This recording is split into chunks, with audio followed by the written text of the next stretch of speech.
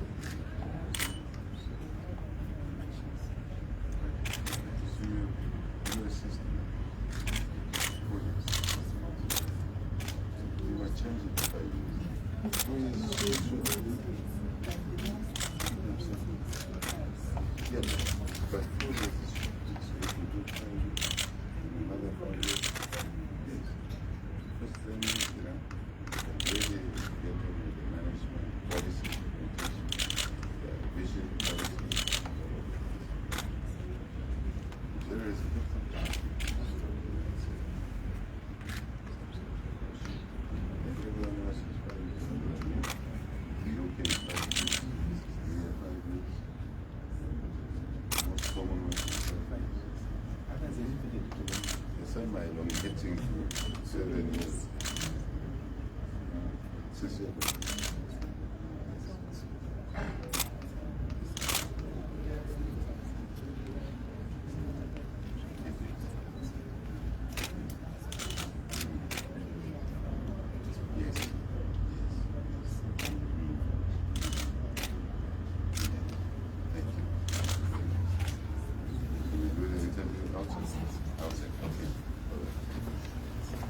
Thank you very much. Condolences once more. Yeah. On the bottom?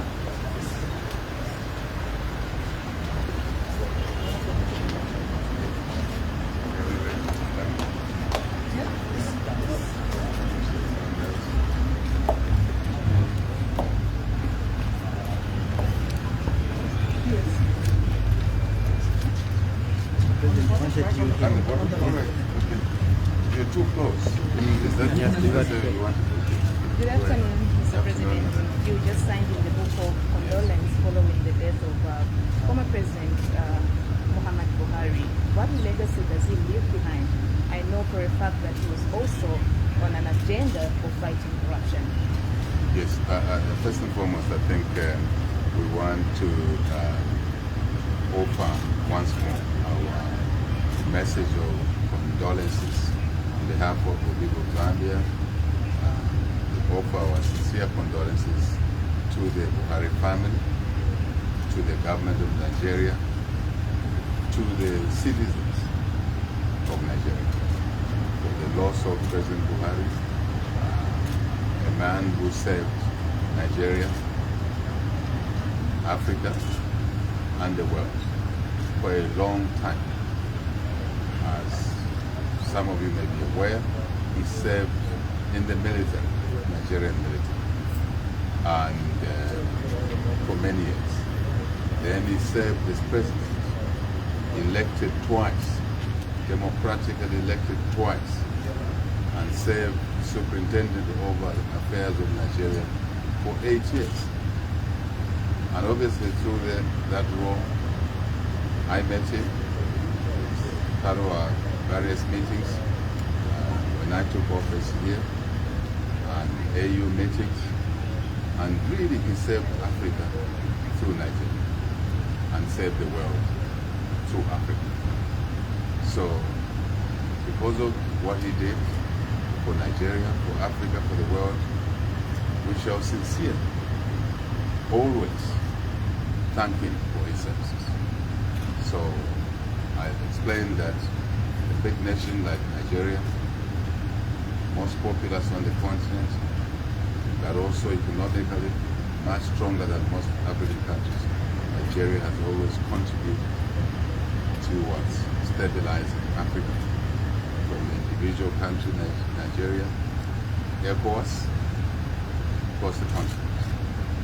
And we shall remember these services. But also working hard to deal with the scourge of corruption in the country, on the continent. For me, I learned a lot from him and other leaders of the continent that understood the importance of fighting corruption, as it deprives citizens of resources that are needed to take care of the children in school, the sick, the old, those that live with disabilities. Public money, President Buhari said to me, meeting somewhere in South Africa, the public money, we must all work hard to keep it for the benefit of the public. The private money for private people. So I learned a lot. We shall, as I said, always remember and appreciate his conviction on those areas, including overall the development of Nigeria. What lessons can Zambia draw from how Nigerians have handled this particular funeral? Well, I think their handling, we may not be privy to nitty-gritties, but from what we see, what we read, they are handling the funeral in a manner African funerals must be handled, to respect the dead, to bury them with dignity, with all the honors. And I do believe thereafter any issues that need discussions, need resolution, are subsequently dealt with after the burial. So then you don't torture the dead. So I think these are lessons for the people of Zambia. As we wish our own sixth president to be buried here in his home. President Buhari died in London. He was brought home. President Dos Santos died in Spain. He was actually, for him, he was in exile in Spain, between Spain and Portugal. There were debates where he would be buried. Finally, the Angolans agreed that he'd be buried at home, irrespective of the issues that may have been there or obtained prior to his death. And he was buried in Angola. And so, that is the wish of Zambia, to bury the person that they elected twice in the office, superintended over their affairs for 7 years, to bury him here. And the rest of the issues, we deal with them post the burial. We honor them. That's what we are, Africans, and Nigeria, like Angola, like many other countries, have shown that example.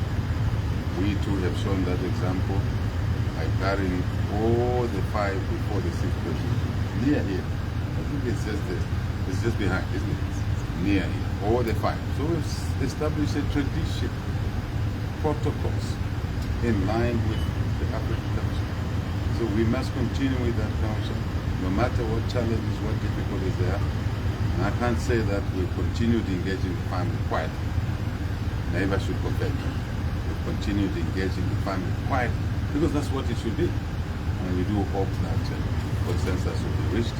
And I want to ask Zambians, first, thank you for your patience. And secondly, to ask you to retain that patience as discussions continue. And so we can do what is right for our sixth president. And we will distinguish ourselves yet again as a nation, that we can deal with issues, even in complex ones. Thank you very much. Any word from you? Want to use this opportunity to thank His Excellency President Hichilema for visiting us today and for signing the condolence register. So we feel honored to receive him in the High Commission, and we convey this message to our own government that he was able to sign the